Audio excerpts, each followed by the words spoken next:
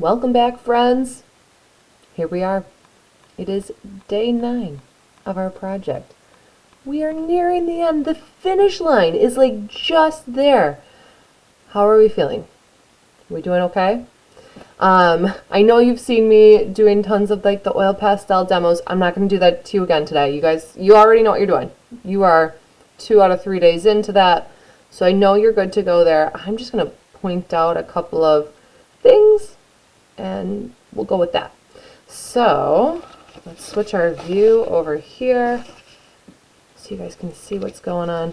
I know you've seen these too. I just wanted to get in a little bit closer because I'm going to start talking about our pictures today, and the pictures, you're going to pick out a couple of your favorite ones and give it like a close-up.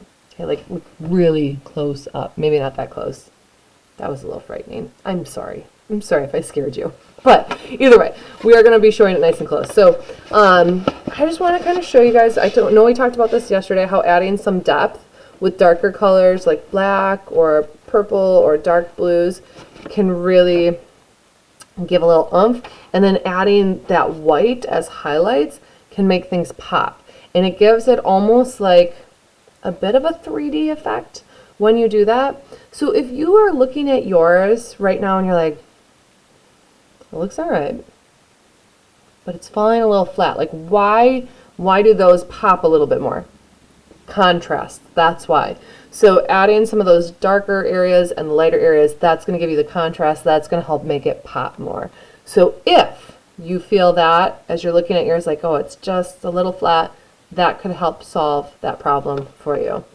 And I know on some of these, you know, they're more like monochromatic, like this one, right? We've got peaches and pink and purple, and it's all kind of in the same color range.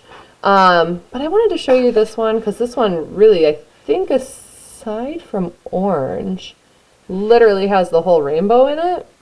So don't feel like as you're doing these, they don't have to be like monochromatic or only warm colors or only cool colors. We can have a full range as well. As you're seeing there.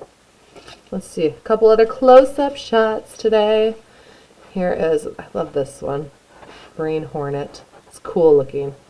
Anyway, so yeah, this one we've got yellows, greens, peaches, and of course, black and white for that extra pop.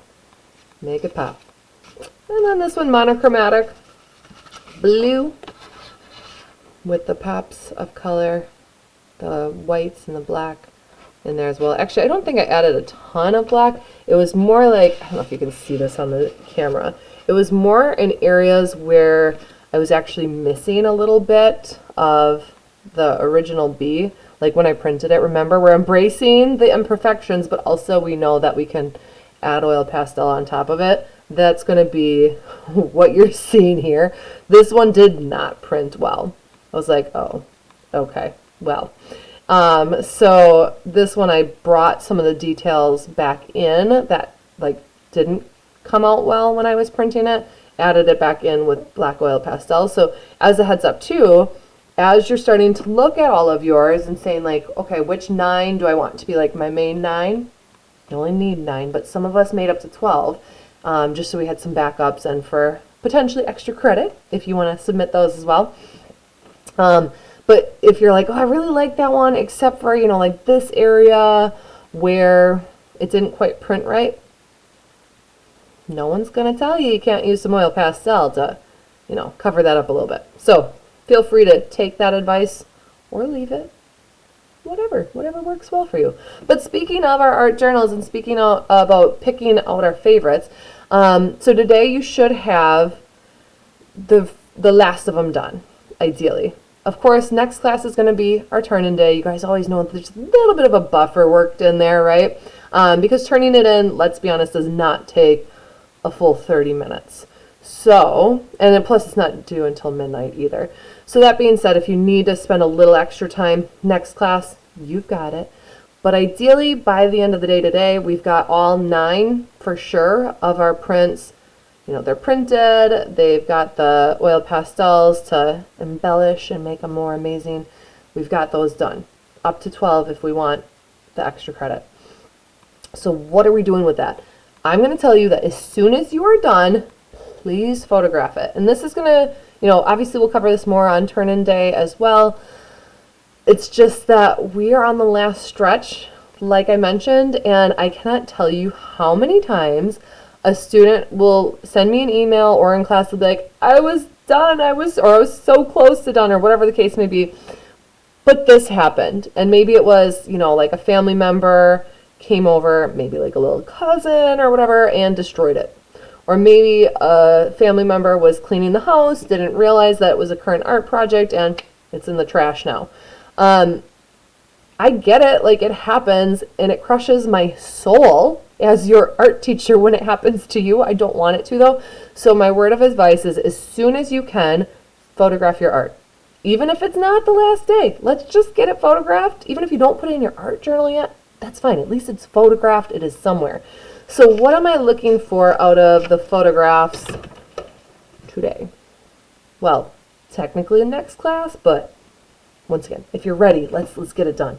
So let's switch over our view again to this one. And here is my art journal. Oh, you can't see that. Hold on. Here we go. There. That's going to be better. So in my art journal, you can see, first off, I haven't yet filled out my time, but more on that next class. Yep. Can you guys hear my dog barking? She's... Sylvie. Shh. She's not happy at the moment. Anyway, so here's my images there. You can see I don't have 9 though. Uh-oh. So I would want to definitely photograph all 9 of them. Ideally on some kind of a neutral background, like white or black, or if you've got like wood floors or, a white carpet or whatever you got. Just a neutral, simple background is best. So like, for example here, if I only have 5 of the 9, I'm not going to be getting full credit, am I? No, that wouldn't be good. So this is actually not my photo, but let's pretend that it is. So I'm looking for something more like this, where it's all 9 of them are there. And then you're also going to want to do, remember how I said, like, start looking at, like, what ones are your favorites?